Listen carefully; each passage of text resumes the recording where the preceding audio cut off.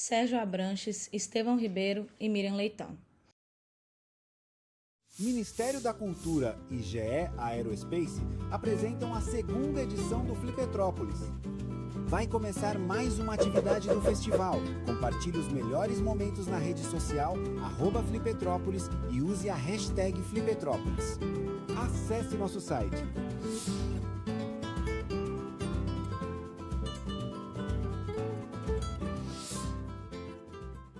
O vídeo a seguir possui recursos de legenda e libras. Apresenta cenas dinâmicas que registram diversas manifestações culturais de todas as regiões do Brasil, ambientado tanto nas ruas, nos palcos, como em grandes eventos e produções ou ambientes intimistas. O vídeo é plural, com agentes culturais de todas as idades, etnias, roupas e figurinos coloridos próprios de cada expressão cultural. A cultura é um dos mais preciosos instrumentos de democracia. É um canal de expressão plural que permite a convivência de diferentes vozes, histórias e visões de mundo. E por isso a cultura, tal qual a democracia, deve ser defendida e fortalecida. Essa é a função da Lei Rouanet, a principal política pública de incentivo à cultura brasileira. Com ela, perseguimos a missão de assegurar o acesso democrático à produção e à difusão cultural. Ao longo de mais de 3 décadas, a Rouanet permitiu que inúmeras iniciativas culturais, antes inviáveis, ganhassem o mundo.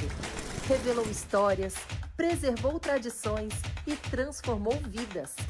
Lei Rouanet, há 33 anos tornando a cultura brasileira mais plural, acessível e democrática. Logos: Lei Rouanet, Ministério da Cultura, Governo do Brasil, do lado do povo brasileiro. O vídeo seguinte possui imagens de crianças e adultos diferentes trabalhando juntos em um laboratório de engenharia. Eles estão fazendo projetos de aviões de papel que eventualmente são amassados. Escrevem contas em quadros, trabalham em computadores até fazerem um grande avião de papel realista que está parado em um hangar e depois decola. Imaginar um voo começa com uma folha de papel. Há como as dobras, um arremesso simples. No entanto, para alguns, a admiração e a alegria por trás do voo nunca terminam. Na GE Aerospace, transformamos o "e se" em "o que vem depois?".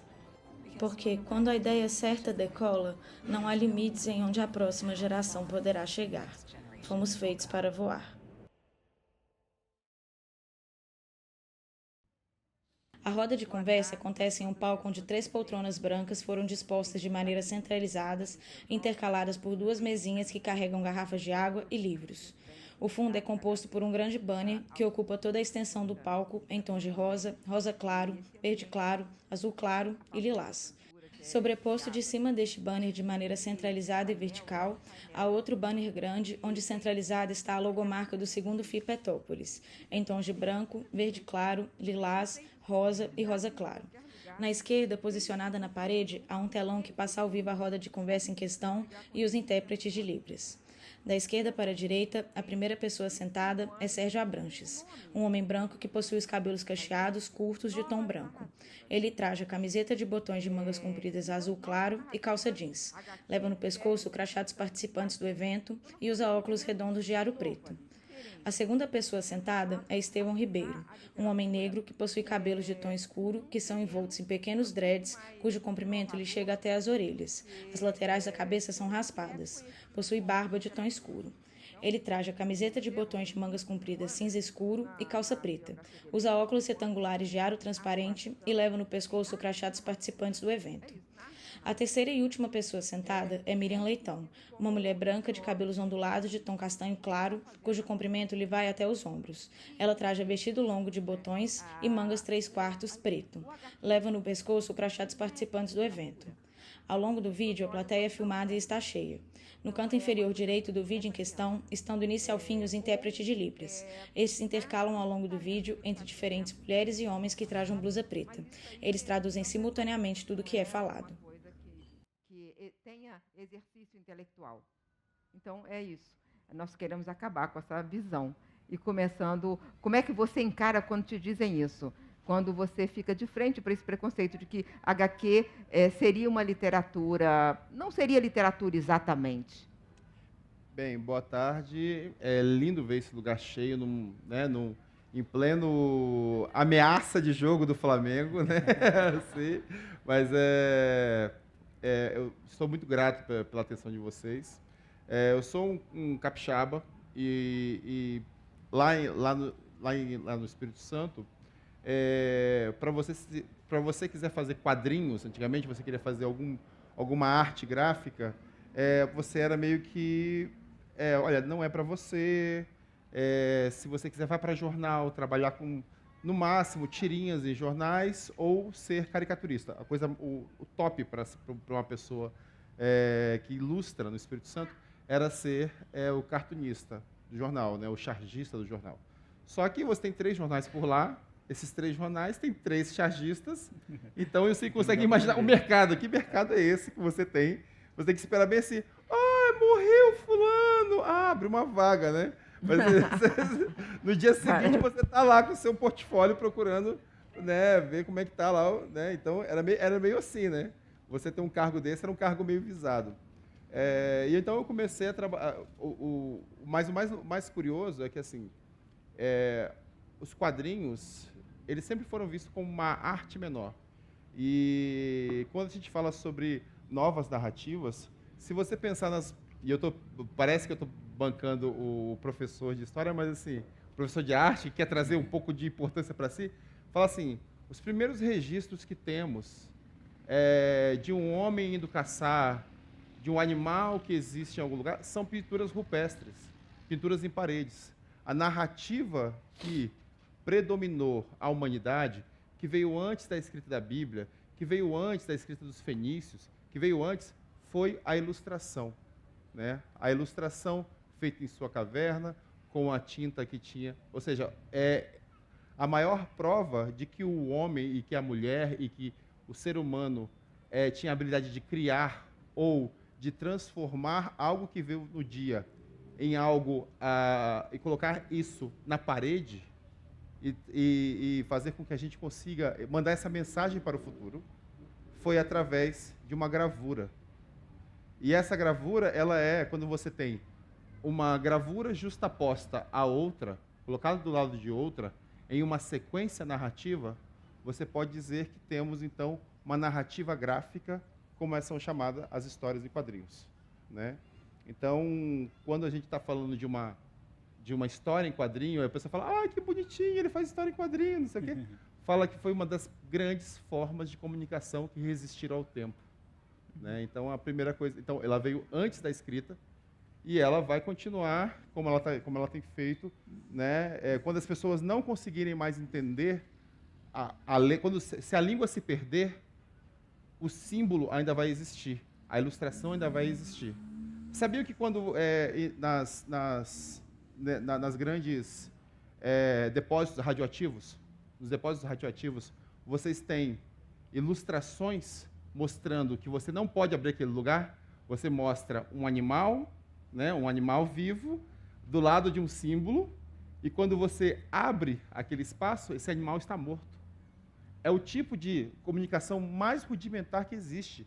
Porque se um dia falhar tudo, você ainda vai ter essa imagem para dizer, não abra essa porta, porque é radioativo e você vai morrer. Então, assim, essa é a importância da ilustração na vida da gente. Em qualquer lugar, em qualquer coisa que você vê, você precisa de uma ilustração. Um roteiro, ele vem às vezes à base de ilustrações, esquetes. Então, quando a gente trata isso como algo menor, né, e eu trago aqui a maior forma de comunicação, essa tatuagem é um convite de aniversário que a minha filha fez aos 7 anos de idade, né? Então, eu trago aqui essa ilustração. Este sou eu, e esta é a melhor definição de uma menina de 7 anos de idade, de como é seu pai.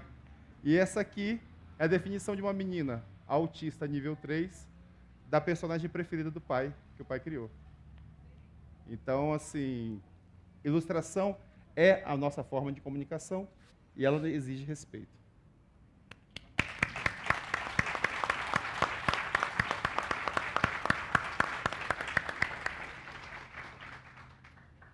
Sérgio, como é que você lida com o estranhamento de... Você está com um livro novo, que, aliás, é um livro novíssimo. Nem chegou na livraria ainda, tem aqui. Garantiu o meu já garantiu o meu, autografei. A Franja do Fim do Mundo, e que é um texto absolutamente disruptivo, né? Então, o que leva alguém da sua idade, da nossa idade, ele tem a idade do seu filho, ele é mais velho, ele é mais novo do que os meus filhos, é uma criança aqui. Então, é uma criança grande, mas é uma criança. Então, o que leva a fazer uma coisa disruptiva? Eu que te conheço muito bem lá em casa, eu sei que você é o grande... você tem a grande capacidade de tecnologia, sua inteligência tecnológica é muito aguda. Às vezes ele explica para os filhos, olha, como é que usa o equipamento novo. É ele que resolve quando dá tudo errado. Helpdesk é ele. É Helpdesk até dos netos. Vovô Sérgio vai resolver esse problema. Mas, e aí você... Nerd.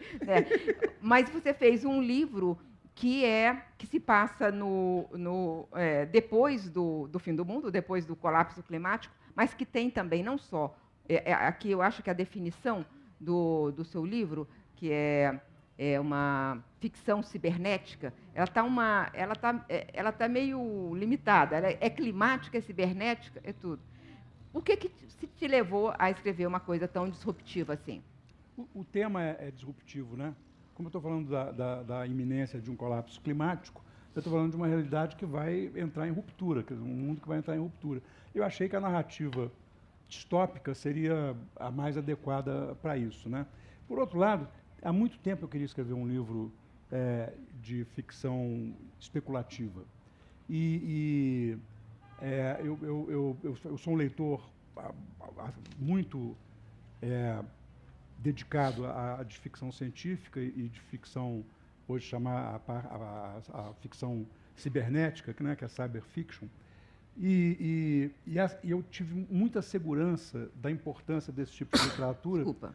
Quando Carl Sagan, um dos maiores astrônomos do mundo, me disse que os alunos dele não gostavam de ler ficção científica e que ele tentava convencer os alunos a ler ficção científica porque a ficção científica, bem feita, ela ajuda os cientistas a pensarem fora da caixa, fora do paradigma, e é um móvel de inovação.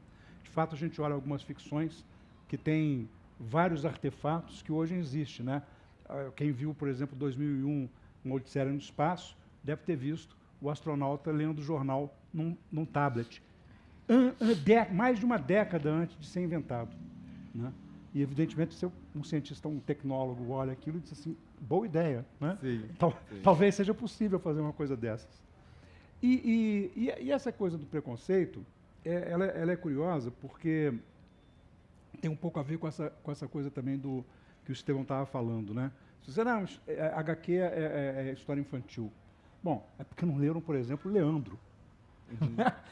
As histórias do Leandro, de zumbi, né, de racismo, etc. Isso é uma ficção para adulta e muito forte, né? E a ficção científica... Não leram nem Asterix. E a ficção científica, ela hoje, sobretudo a ficção científica distópica, ela parece assim quase que uma narrativa apropriada para o nosso tempo, né? Eu estou lendo agora, por exemplo, o último romance de um grande escritor inglês, o Ian McKellen.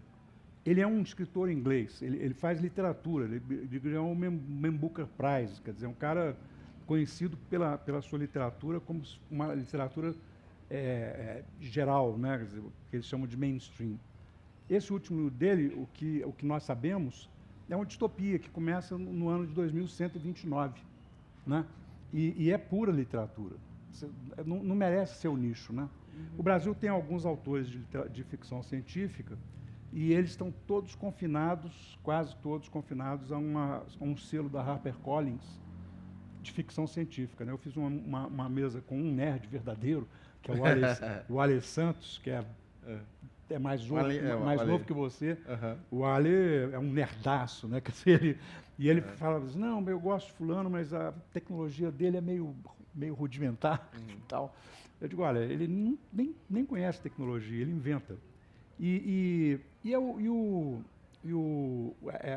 esse nicho, colocar num nicho, é uma pena, porque tem alguns escritores que já ganharam Jabuti, tem alguns escritores que são de muito boa qualidade e que optaram pela narrativa de ficção científica ou especulativa, porque ela cabe melhor para o tempo que ele está querendo narrar, para a história que ele está querendo narrar. Né? Sim. Eu não gosto de fazer classificações, eu não gosto de falar literatura feminina. Não existe literatura feminina. Existe literatura escrita por mulheres. Não existe literatura negra, existe literatura escrita por negros. Né? Mas, e a gente nunca falou de literatura branca, nem literatura masculina. Exatamente. Né? Literatura é entendido como a branca feita majoritariamente por homens. E aí vem uma coisa curiosa, literatura infantil. A literatura infantil, ela tem uma... Quando você fala assim, eu faço literatura infantil, a pessoa muda para... Eu já falei sobre isso, né, em algumas feiras, assim, você faz literatura infantil. E aí a pessoa começa a falar com você como se você fosse a criança. A criança, Não, aí, então, como é que é seu livro? Meu filho faz, não sei o quê. E aí começa a falar, gente, não, peraí, eu faço literatura para crianças e jovens, e para jovens. Porque se você chega e chama de infantil, já era. Aí você adjetiva uma literatura, e aí parece que ela é uma literatura amadora, uma literatura de segunda divisão. E você, Estevão, eu queria também quebrar um outro paradigma na pergunta. Você tem histórias que começaram online e que terminaram no impresso. Sim. Como todo mundo pensa que é o contrário. Primeiro você faz o impresso porque é a plataforma que existe há 500 anos e é bem sucedida. Depois, daí você vai para o online. Não, você veio do online para o impresso, né? Os passarinhos. Assim. Não, na verdade, assim, eu acredito, assim, eu tenho 25 livros publicados atualmente. Entre desses eu tenho 8 quadrinhos, alguns 6 literaturas para crianças, 3 livros de terror, 2 livros de terror, que é nichado. Então, nichado, assim, nichado. Então a gente meio que não considera uma literatura forte, até porque tem uma certa ingenuidade nas construções disso. Você estava falando sobre literatura, a HarperCollins tem editoras pequenas, as maiores editoras. A editora Draco, que publica há muito tempo, mas eu acho que sobreviveu a isso, é a Draco e a Aleph. E a Dark Side, que tem uma mesa inteira dela. Então, né? a Dark Side, mas a Aleph é mais antiga, e a Draco é uma que investiu muito, né, em dieselpunk, uma série de steampunk, dieselpunk, solarpunk, biopunk. Eles fizeram que são o quê? São extrapolações de evoluções. Então, você tem exemplo do steampunk. O steampunk é se a tecnologia a vapor tivesse andado até os dias de hoje. Então, se nossa matriz energética fosse vapor. Dieselpunk, se toda a nossa... tipo Mad Max. Mad Max é dieselpunk. Né? Wild Wild West, aquele filme do Will Smith, é um steampunk. Né? Então, você tem variações disso. Solarpunk, ou seja, energia solar. Então, existem essas exacerbações de realidades que a gente transforma e pensando sempre na matriz energética. Como sempre, a matriz energética é a luta por algo, né? A luta pela água. Avatar, né? Ela é biopunk, né? Ou seja, você é uma luta pela água.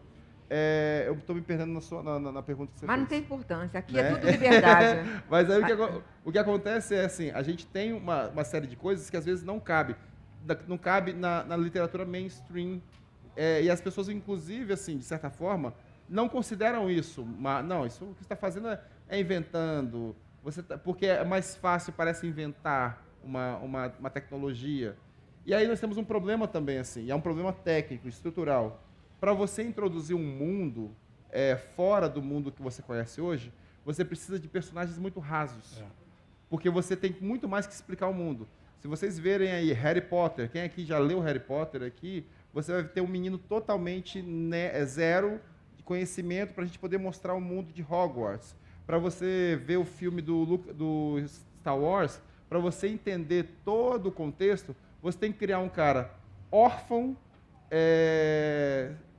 jovem, sem background. Para quê? Para que esse personagem absorva todo este mundo.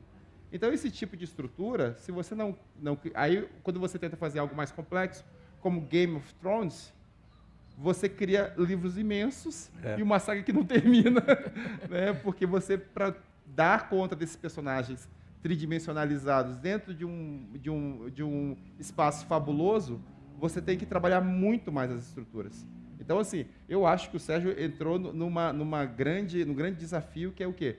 Como é que se cria com personagens complexos em mundos distópicos? E aí, quando você usa algo como clima, que é algo que você já tem conhecimento, metade do seu problema está resolvido. Que, tipo assim, eu não estou trabalhando com algo que eu preciso explicar. Gente, vai acontecer, né? Então, a partir daí, você pode trabalhar esses personagens.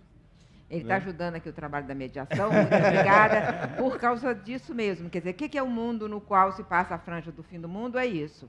O colapso climático, sobre o qual eu fiquei exposta agora lá na COP30, estou vindo da COP30, é isso que os cientistas falam. Houve momentos que passava o Carlos Nobre quase chorando pelos corredores, e cercado de cientistas de outros países, falando, é traição, estão nos traindo e tal.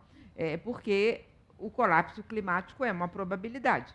Porque se o mundo não é capaz de se organizar 30 COPs depois sobre o fato de que a gente tem que se afastar dos combustíveis fósseis, pode acontecer. Então, o que o Sérgio fez bom, aconteceu, e aí o que acontece? Todo mundo morreu? Não. Não é que todo mundo morreu. Você destruiu a estrutura de sociedade e os sobreviventes se organizaram de alguma outra forma. Essa é a história na qual ele constrói e cria personagens como Ricabé, Hanagá e Gal. E eu gostaria que você apresentasse os seus personagens agora, rapidamente. Pelo menos esses 3. A Gal, na verdade, é uma personagem fictícia dentro da ficção. Porque os hackers, ela é uma super hacker, os hackers não podem divulgar seu verdadeiro nome, porque se elas divulgam seu verdadeiro nome, o FBI, a Polícia Federal vão atrás. Então, o hacker esconde seu verdadeiro nome. Então, tem uma hacker que esconde seu verdadeiro nome com o nome de Gal. E ela é uma personagem, de fato, complexa, como o Estevão falou. Ela não é uma personagem rasa, ela é uma pessoa cheia de contradições, cheia de visões diferentes do mundo, né? E ela luta muito para conquistar, para transformar o Ricabé num homem que conhece a realidade tal como ela é, e não uma realidade dentro de um nicho acadêmico onde ele vive. O Ricabé é um professor do Departamento de Filosofia que faz crítica cultural, e ele está num momento assim muito nihilista, muito autodepreciativo, porque ele acha que tudo que ele faz é meio enrolação, é meio sabe, falso.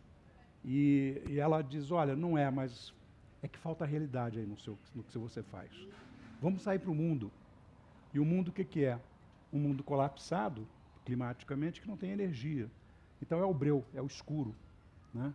E nesse escuro, você realmente, para ir a uma rave, você tem que atravessar um pedaço da cidade, na escuridão completa, e vai ter sempre alguém querendo te assaltar, te matar. Então, o caminho para a festa é um caminho de vida ou morte, né? E a Hanagá é uma professora de filosofia que está se perguntando uma coisa que a Miriam falou. Quer dizer, bom, tem uma sociedade aqui destruída, e agora? Como é que reconstrói? Como é que recomeça? Então, ela se dedica a pensar o recomeço. E ela é, digamos, a porta de esperança que tem num mundo distópico, né? E a Hanagá é uma mulher ultra livre, ela é apaixonada pelo Ricabé, mas o Ricabé se encantou com a Gal. Então e ela tem a maior paciência. Ela diz, tá bom, né? E aí tem uma coisa que o Estevão falou, que é essa coisa da narrativa longa, né? Tem uma hora que você tem que botar um ponto final. Se você não quiser fazer uma coisa do tamanho das narrativas do Tolkien ou do George Martin.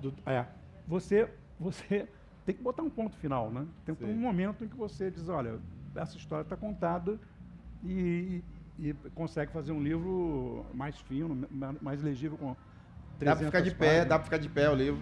Dá para ficar de pé, mas não é também um livrão que não dá para você segurar na mão na hora de ler, porque o braço dói, né? Mas os personagens continuaram conversando com você. E, aliás, é interessante esse negócio, porque Ricabé, então, um professor de filosofia na universidade, a universidade funciona de maneira completamente diferente. Tudo que vocês estão vendo, a polícia, como é que funciona a cidade, como é que funciona tudo, é muito diferente do que a gente está vendo aqui, porque ele realmente cria um mundo novo. Mas aí, essas duas mulheres, uma bem mais disruptiva, num tempo disruptivo, que é a Gal, e a outra querendo como eu reconstruo a partir daqui. E ele, na verdade, é conduzido por essas duas mulheres. Não. Eu acho bom o homem ser conduzido pelas mulheres. Eu gosto disso. Mas eu queria falar, você também está com um livro novo. Né? A gente começou falando de HQ, mas você é como você é multitalento. Você desenha muito bem, pensa muito bem, escreve, cria roteiro, que deve ser uma loucura, né? Roteiro, a quantidade... Um ritmo pesado. Um ritmo muito pesado. E Faz série. Pior. E agora está lançando esse livro aqui, Salve Rainha e Outras Histórias, que é com histórias curtas. E ontem eu fiquei assistindo aqui, conto para quem não estiver o spoiler, ele está agora escrevendo um romance. Então, é dizer, da pintura rupestre ao romance, é isso que é o caminho dele. Né? Então, eu queria que você falasse um pouco sobre esse livro, porque o que eu gosto de fazer mediação, e eu gosto que estejam presentes todos os personagens, ou seja, os escritores e os livros. Eles têm que falar também. Então, eu quero que você... você vê que o tempo passa muito rápido, temos 21 minutos ainda, mas eu quero que você fale desse livro e depois você pense num trecho que você vai ler, que seja significativo para essa plateia e que essa plateia queira comprar o seu livro e ler o seu livro. Bem, Salve Rainha é uma declaração de amor a dois lugares, né? O Espírito Santo, minha terra natal, e ao Rio de Janeiro, aonde eu estou por 18 anos. Então, o Rio de Janeiro de forma geral. Então, a primeira história é sobre uma mulher trans que volta para Vila Velha para poder visitar a irmã e descobre que a vaga de rainha de Congo da banda, que era do pai dela, está vaga. E ela, então, resolve que quer ser essa rainha, só que ela é uma mulher trans. A festa, o congado do Espírito Santo, como todos os congados, são festas religiosas. Então, como é que ela começa, então, a ter um embate com a população local ali. E o mais interessante é que essa foi uma homenagem a uma música chamada Madalena do Jucu, que é uma música do Martinho, que é originada de um ponto de Congo do Espírito Santo. Ou seja, né, ela foi originada no Espírito Santo, Martinho pegou um trecho desse ponto de Congo e transformou na música Madalena do Jucu como conhecemos. Fora essa história, temos outros 11 contos onde eu trabalho muito o que a gente chama muitas vezes de realismo mágico, mas o que eu gosto de chamar de absurdo cotidiano. Ou seja, o que parece tão louco assim, mas acontece de forma tão trivial para a gente. Assim. Eu posso contar aqui que eu vi o quadro do meu pai falar. Eu nunca conheci meu pai, assim e tal, e aos 7 anos de idade eu olhei para o quadro do meu pai, o quadro do pai estava me falando, estava falando comigo, falou, olha, você vai crescer, vai ser não sei o que e tal. E eu gritei. E aí o pessoal falou, tem que conhecer seu pai. Né? Aí eu vou lá conhecer meu pai. Meu pai tinha uma comunidade evangélica no meio do nada, sabe, uma coisa surreal. Se eu te contar uma história dessa, você vai pensar, cara, como é que você faz esse tipo de relação? Né? Como é que você, às vezes, ouve uma coisinha, sai, vai para um lado... Exemplo, eu vou te contar um exemplo real para mostrar como é que o cotidiano é fantástico. Eu estava indo tomar café, todos os dias eu tomo café com a minha esposa, a Eliana Alves Cruz, numa padaria. E num dia específico eu falei assim, eu vou sentar, agora vou sentar diferente. Nunca sentei de costas para a porta, que a gente, com pessoas negras, sempre sentam de frente para a porta para poder ver todas as rotas de fuga. Pela primeira vez sentei de costas. Passou um rato no lugar onde eu geralmente sentava e passou no pé dela. Aí, sabe, é algo tipo assim, gente, se não fosse eu, seria eu ali, sabe aquela coisa assim? E eu talvez teria feito um escândalo maior que ela foi muito assim, aconteceu, né, tal, tomou um susto, não sei o quê, mas eu talvez teria derrubado tudo, assim, tal. Mas assim, nunca troquei de lugar. E pela primeira vez que eu troquei, passou um rato no pé, entendeu? Então a gente pensa assim, o que é isso? Isso é intuição? O que é isso? O que vem disso? Então, o livro é repleto dessas coisas, assim. Né? Tem um trecho, tem o Largo Teresa Amanhã, que é sobre um cara que é obcecado por uma menina desde a infância. E esse livro ele tem muitos desses contos mais onde o personagem ele fala muito sobre si, né? Tem uma mulher que vende bolo e que ela ouve um chamado de Exu de orelha, né? Um cara fala: tia, dá uma olhada na bolsa da fulana. Aí ela ouve e aí ela pergunta, ela faz. Então assim, é como essas coisas vão no dia a dia. E assim, desde a capa, o livro ele é carregado de significados. O desenho da capa é baseado na ilustração de uma amiga minha de infância, que enquanto eu estava pesquisando para o filme, do filme Salve Rainha, que é adaptado, que vai ser lançado ano que vem, um curta-metragem, então, quem sabe ano que vem a gente exibe o curta por aqui.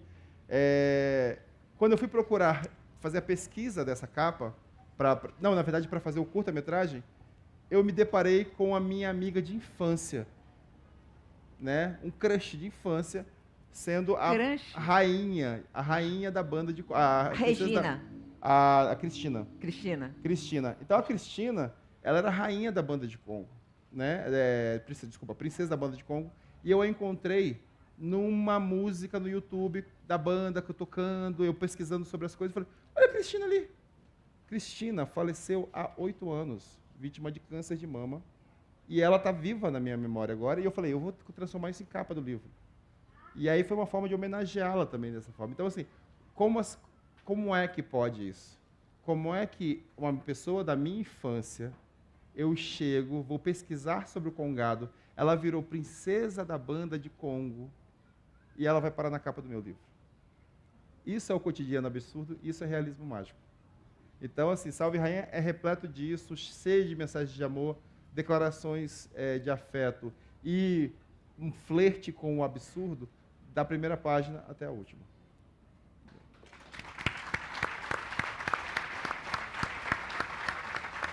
Obrigado. Tem uma frase aqui do Marcelino Freire que é preciso ter fé para escrever. E Estevão tem a beça. Sua reza, quem vê frases, escreve orações. É isso. O Marcelino, assim, o Marcelino fez o prefácio desse livro. O Chico Sá fez a orelha. Bianca Santana fez a 4ª capa. Eu, assim, desculpa, gente, eu preciso fazer esse tipo de... É o tipo de coisa que você colocar do Lattes, né, assim, né? Depois de você falar, a gente faz a leitura, né? Como é que... Tá. E aqui é dedicado a mim, tá assim: saudações capixabas. Eu passei um tempo no Espírito Santo. E eu entendo muito quando ele fala do Espírito Santo. Quando ele explica: olha, isso aí é porque a Madalena do Zucu, isso aqui é porque eu tenho as mesmas referências. Eu morei no Espírito Santo num período muito significativo da minha vida. Me sinto mineiro capixaba. E eu gosto muito... Como todo mineiro, né? Não, mas eu não tenho essa visão. O mineiro quer anexar porque quer praia, saída para o mar. E eu quero que o Espírito Santo, na sua especificidade, seja entendido. Então, eu gosto muito quando você sempre começa dizendo: eu sou do Espírito Santo, eu sou capixaba. Eu acho que o Espírito Santo não é muito entendido, né? É um estado pequeno e cheio de talentos, assim. Vamos lembrar só de um, Rubem Braga, né? Mas é isso. O Espírito Santo é um grande pequeno estado, né? Grande pequeno estado. E Sérgio, é preciso ter fé para escrever, essa frase do Marcelino. Quer dizer, é preciso acreditar que o leitor vai se interessar. É preciso... Como é que a gente escreve uma coisa fora do nicho que você já construiu a vida, e aí você quer também continuar contando essa história, porque os personagens permanecem com você e continuam te contando os desdobramentos daquele mundo tão estranho e tão realista, no final das contas, né? É um mundo onde não há energia, claro, depois do colapso climático, a briga da humanidade sempre foi por energia, como ele disse aqui, mas aí não vai ter energia, vai ter momentos de apagão, e no apagão tudo pode acontecer. Começa exatamente assim, no apaga, né? Então, eu queria que você falasse um pouco mais do seu livro, para essa plateia, para apresentá-lo, porque ele vai chegar no dia 5 nas livrarias, e no dia 5 de dezembro, e está aqui nessa livraria aí como em primeiríssima mão, em avant-première. Então, eu acho que ele merece ser mais falado. Olha, foi a questão do ponto final, né?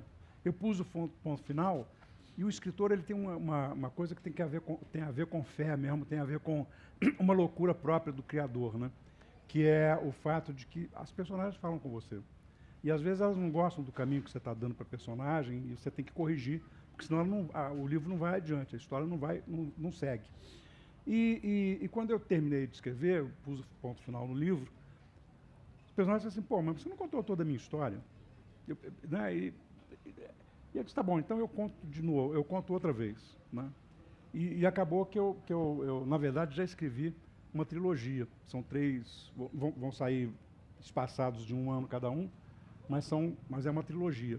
Em que aí, assim, eu conto toda a história sem precisar de alongar demais cada um dos livros. Né? O que acontece com cada um dos personagens tem uma série de implicações importantes. E eu estava assim, meio na dúvida, né? Cara, eu já saí do ensaio para a literatura de ficção. Agora eu vou para ficção cibernética. É uma coisa meio assim, eu estou indo fora, cada vez mais fora das minhas caixas, né? Mas essa foi a minha vida, sabe? Eu mudei muito ao longo da vida. Eu fui professor há muito tempo. Depois eu achei que a academia estava muito chata para os alunos, não para mim, porque eu ganhava bem e tal, mas os alunos não estavam aproveitando. E eu tentava mudar o programa e eles não me deixavam. O resto do departamento não aceitava minhas ideias. Eu disse, gente, eu não quero formar várias turmas de Sérgios, porque só tem lugar para um Sérgio. Ou eles vão ficar esperando que eu morra e me aposente, fica essa coisa que eu vire vaga, né? Uhum. Ou então eu quero ensinar para eles o que eu não sei, quer dizer, eu tenho que ensinar para eles a ponta. Então eu sempre fui um pouco assim de pensar o que eu não sei e ir para a ponta, né? E a coisa da distopia, eu também tinha uma certa segurança, porque eu acabei até de receber um e-mail aqui dele, o Inácio Lula Brandão, que é um baita escritor, premiado no Jabuti, né? Ele já escreveu, quase todos os livros dele são distopias. E ninguém põe ele no nicho. Não, o Inácio é um escritor, premiado no Jabuti, membro da Academia Brasileira de Letras, né? Bom, então é ficção. E como eu já tinha ido para a ficção, né? Eu realmente resolvi casar a ficção com aí sim, uma preocupação que eu tenho já há muito tempo, que é a questão da mudança climática, né? E esse exercício de fazer a mudança climática já ter acontecido, me dá a oportunidade de que as pessoas pensem retrospectivamente no futuro, né? O futuro que nós estamos construindo, olha lá como que a gente está construindo, né? Eu acho que tem um pouco essa tentativa de não é enganar o leitor, mas é levar o leitor a pensar numa coisa que ele não pensaria normalmente. Tá certo. E eu vou pedir, então, para você, Estevão, que leia um trecho do seu livro. Tá, vamos ver aqui. Acho que dá para ler o Família Vogal Vai ao Mercado, que é um que é curto, né? Uhum. Quase autobiográfico. Vou tirar o óculos, não vou ver mais vocês. Tchau para vocês, eu vou tirar o óculos. Não estou vendo mais ninguém. Vendo borrões, mata borrões. A família Vogal vai ao mercado. Sou o caçula de 5 irmãos. Ailton, Elisa, Isabela, Orlando e eu, William. Os sobrenomes eram Silva, mas todo mundo chamava a gente de família Vogal. Meus irmãos e irmãs odiavam, mas eu achava legal. Por que ser Silva com tanto se eu podia ser Vogal? William, assim mesmo. Meu nome deu trabalho, é difícil escrever. Quando o moleque esse U em estrela por cima me matava. Esse I, 2 L's, I de novo, A e M, ou me, como dizia minha amiga baiana, sempre confundem e colocam N. E eu preciso fazer mais uma perninha para consertar. O William Silva, ou William Vogal. Minha mãe, Dona Aurélia, teve essa ideia. Aproveitou que tinha nome de dicionário e resolveu tascar nos filhos. Né? Ela tinha tudo em ordem e um plano B para tudo. Se Ailton visse menina, ia ser Arline. Tinha Heloísa e Eloá, Isabela e Ives, Orlando e Odete, e William e Úrsula. Depois que meu pai partiu, cada pessoa teve que ajudar a mamãe. Ailton e Elisa, os mais velhos, assim como a mamãe, trabalhavam fora. Isabela usava a mamãe, ajudava a mamãe na casa para depois da escola, enquanto Orlando e eu, bem, tirávamos todo mundo do sério brincando por aí. Mas é claro que nós tínhamos nossa passada de colaboração depois da escola. Recolhíamos roupa no varal, limpávamos o quintal, íamos na rua comprar pão e coisas pequenas. Era uma época de ruas com poucos carros e todos nos conheciam. E a gente aprendeu indo fazer coisas na rua. O problema é que nem sempre a gente acertava. Era comprar um tipo de arroz, a gente comprava outro. Era comprar leite em pó e comprava leite em saquinho. Ovos enrolados em papel, na correria, um ou outro quebrava. Era uma ida e vinda, subida e descida na ladeira sem parar. Mas o melhor momento era quando o pagamento chegava. A família se reunia para fazer a compra do mês no mercado do seu neto. Seu neto era um velho vizinho, era um senhor velhinho, que era dono do estabelecimento onde tinha um tudo. Dizem que ele era desconfiado, mas tão desconfiado que não deixava ninguém mexer com o dinheiro. Ninguém. Desde quando mamãe era novinha. Quando nossa família viu seu neto envelhecer na frente do caixa. E enriquecer também. A lojinha virou um mercadão e a gente fazia a compra do mês. Era, mãe, podemos biscoito recheado? Podemos levar chocolatado? Minha mãe soltava às vezes o sim, outras vezes o não, e de vez em quando o famigerado migué de mãe. Na volta a gente compra.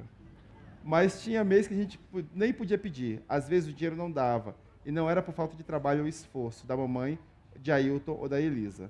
Quem resolvia queimar árvore no centro do país, causando seca ou chuva nas demais áreas, atrapalhando o cultivo do trigo, aumentando o preço do biscoito recheado, veja só. Não é louco e fascinante ver que uma coisa que acontece numa ponta do país pode causar um problema em outro lado? E no mundo? Ainda tem alta de moeda em outro país que mexe na carne do boi criado no chão do meu. Enquanto a gente sobra ovo e o peido do dito cujo destruindo a camada de ozônio. Mas com a queimada e com toda a outra crise, nada pode tirar a alegria de colocar no carrinho arroz, feijão, macarrão, batata, cenoura, tomate, alface, ovo, sem quebrar, por favor. Um cadinho de carne, por que não? Algumas guloseimas e alguma insistência. A ida das compras é um evento, mas nem todo mundo pode ir na hora. Mas quem perde não é esquecido. Mamãe lembra de levar um mimo para cada cria. É iogurte, bombom, biscoito, creme de leite ou leite condensado para receita, algo diet para quem está de dieta. Ninguém, nem quando a situação aperta, pode ficar infeliz no dia de compra do mês, porque não há nada que aqueça mais o coração do que um carrinho cheio.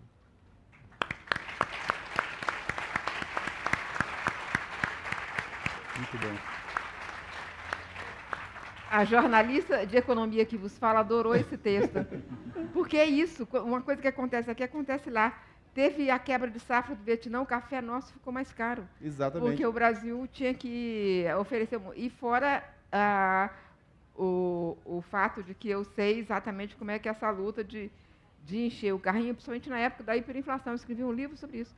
Então, eu me senti assim, adorei esse seu conto, porque eu achei, falou com a minha vida. Não, e é uma criança falando, como é que o peido do boi, entendeu? O peido do boi está ferrando a camada de ozônio, entendeu? Como é que a coisa alta lá na China está ferrando a minha comida aqui, entendeu? Pois é pior. Assim, na verdade, o absurdo. boi emite metano, que é pior do que gás carbônico. Exato. Né? Sérgio, tá vendo? Ele também falou da mudança climática. Exatamente. De certa forma, falou com você também. Não, eu estava olhando para ele aqui, eu estava namorando ele aqui. Eu acho que eu vou ler exatamente um trecho que eu falo da escuridão. Que é assim: no breu se conhece a verdade. É nele que o real se dispõe para os humanos sobreviventes do colapso. Nas noites apagadas, cada um chega ao âmago do ser para se interrogar. É o instante que vida e morte se tocam. É nele que noturnamente as pessoas encontram o começo e o fim, o alfa e o ômega. Toda a história pessoal é antes e depois do apagão. É nele que a pessoa se descobre por inteiro. Nele se vive ou se morre. E aí eu sigo com a descrição do Ricabé, que eu não vou ler, e aí eu só ler um pedacinho do colapso, que é assim: o colapso foi muito mais rápido e mais grave do que os cientistas previram e os governos imaginavam. Os desastres cuidaram de criar o caos. O encontro de violentos eventos climáticos com a sociedade despreparada e descuidada foi catastrófico. Os oceanos aquecidos levaram o planeta ao desequilíbrio térmico. As ondas de calor ficaram terríveis e matavam as pessoas em poucos minutos. Vírus desconhecidos, alguns ancestrais, se repetiam em séries mortais e era o tempo da peste permanente. Esse é o quadro no qual se vai ter a narrativa. Muito otimista. Pra cima! E o interessante é que ele fala desse mundo distópico e está cheio de esperança, né? Está cheio de esperança nessa discussão da esperança. E você... A Hannah Arendt é a portadora da minha esperança. Pois é.